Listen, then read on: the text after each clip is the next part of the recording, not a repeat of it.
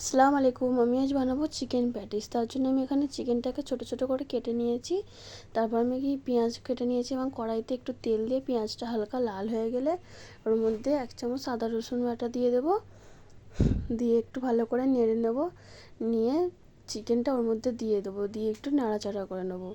তারপর আমি ওর মধ্যে গুঁড়ো মশলা অ্যাড করে দেবো, একটু নুন, একটু হলুদ গুঁড়ো, একটু লঙ্কার গুঁড়ো, একটু ধনের গুঁড়ো, একটু জিরের গুঁড়ো, একটু গরম মশলার গুঁড়ো, সব কিছু দিয়ে ভালো করে নাড়িয়ে নেব।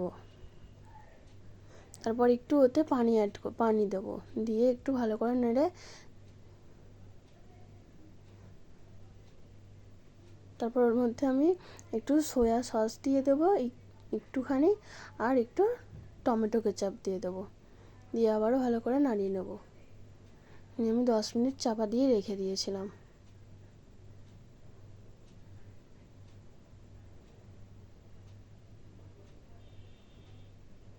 আপনারা চাইলে এটাকে কিমাও করে নিতে পারেন, চিকেন কিমাও করে নিতে পারেন। আমি এইভাবে ছোটো ছোটো করে কিউব করে কেটে নিয়েছি। এই যেটা আমার রেডি হয়ে গেছে। আমি এরপর ডোটা জন্য ময়দাটা মেখে নেবো। তার জন্য আমি এখানে ময়দা নিয়ে নিয়েছি, ওতে অল্প করে নুন দিয়েছি, একটু চিনি দিয়েছি এবং সাদা তেল 2 টেবিল চামচ দিয়েছি। দিয়ে এটাকে ভালো করে মাখিয়ে নিতে হবে। যতক্ষণ না হাতে মুঠো করলে, হাতে চাপলে দলা পাকাচ্ছে, ততক্ষণ এটাকে ভালো করে মাখিয়ে নিতে হবে। এটা এইভাবে দলা পাকালে তবেই খাস্তা হবে প্যাটিসটা, মুচমুচে ভাব আসবে এর মধ্যে। এই যে দেখুন, আমি এটাকে প্রায় 2-3 মিনিট ধরে ভালো করে হাত দিয়ে মাখিয়ে নিয়েছি। এই যে দেখুন, আমি এবারে হাত দিয়ে মুঠো করছি, কীরকম দলা পাকিয়ে যাচ্ছে।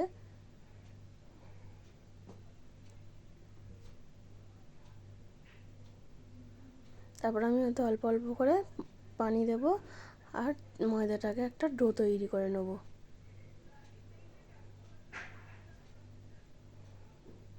তারপর আমি ওটাকে 10 মিনিট ঢাকা দিয়ে রেখে দেবো। তার মধ্যে আমি একটা কর্নফ্লাওয়ার আর সাদা তেলের একটা ব্যাটার তৈরি করে নেব। আমি এখানে 6 টেবিল চামচ সাদা তেল নিয়েছি এবং 2.5 টেবিল চামচ কর্নফ্লাওয়ার নিয়েছি। নিয়ে এটাকে ভালো করে মিশিয়ে নিচ্ছি। এর মধ্যে যাতে না কোনো দলা থাকে, সেরকমভাবে ভালো করে এটাকে মিশিয়ে নিতে হবে। আপনারা এখানে ময়দাও নিতে পারেন। তারপর আমি ছোট ছোট করে লেচি কেটে নেব। ভালো করে হাত দিয়ে গোল করে নেব। তারপর ওতে অল্প করে আটা দেব, দিয়ে বেলে নেব পাতলা করে, বেশি মোটাও হবে না, রুটির মতন করে বেলে নেব। এই যে দেখুন, তারপর আমি ওতে শেপ দিয়ে নেব।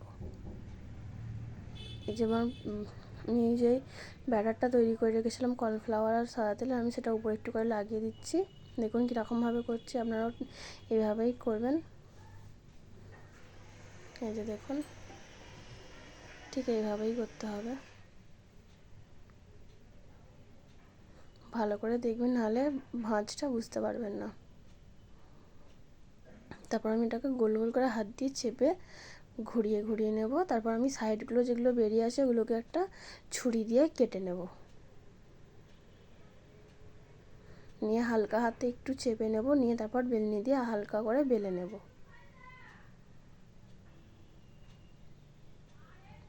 হালকা করে বেলতে হবে, নাহলে ভাঁজগুলো দেখতে পাওয়া যাবে না। এই যেটা বেশি বড় হবে না, এইরকম সাইজেরই হবে।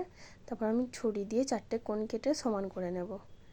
নিয়ে আমি যে চিকেনের পুরটা রেডি করেছিলাম, সেটা ওর মধ্যে দিয়ে দেব।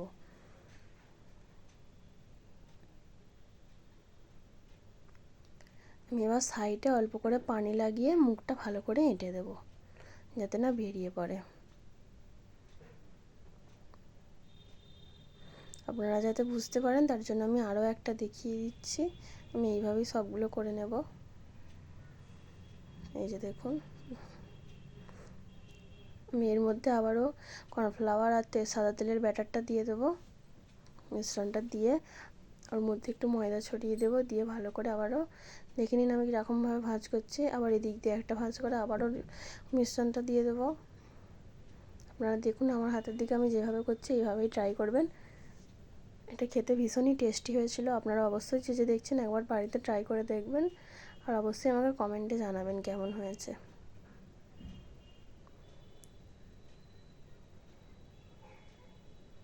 আবারও সেম ছুরি দিয়ে কেটে নেব, একই প্রসেস ছুরি দিয়ে কেটে সমান করে নেব, নিয়ে তারপর হালকা হাতে চাপ দেব, চাপ দিয়ে তারপর বেলনি দিয়ে হালকা করে বেলে নিতে হবে। আমি এইভাবে এক এক করে সবগুলো বানিয়ে নিয়েছি, রেডি করে নেব সবগুলো।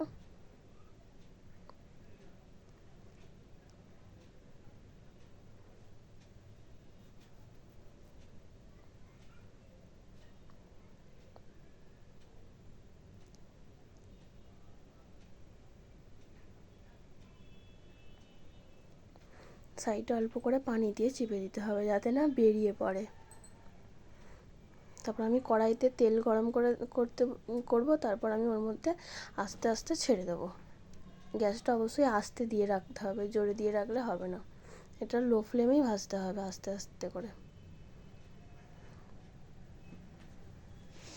এই দেখুন এটা আমার ভাজা হয়ে এসছে, এরকম একটু লাল লাল করে ভাজা হবে। এটা ভীষণ টেস্টি হয়েছিল, আপনারা অবশ্যই একবার ট্রাই করবেন। এই দেখুন আমার কতটা মুচমুচে হয়েছে, খাস্তা হয়েছে। আপনারা যে দেখছেন একবার সাবস্ক্রাইব করে দেবেন চ্যানেলটা। আসসালামু আলাইকুম।